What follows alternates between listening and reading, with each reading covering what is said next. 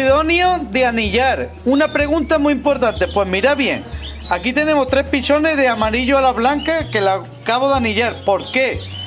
Siempre que anilléis, mirad este contorno de aquí, que esté llenito de caca. Mirad, esta es esta de aquí, ¿vale? Que aquí tenemos la pajarita, lo veo no, es esta, perdón.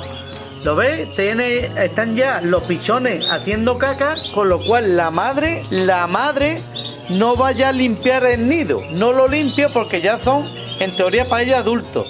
Y lo podemos anillar sin ningún problema, lo vais a ver. Y así nos queda, mirad, ya hemos apuntado aquí que están anillados.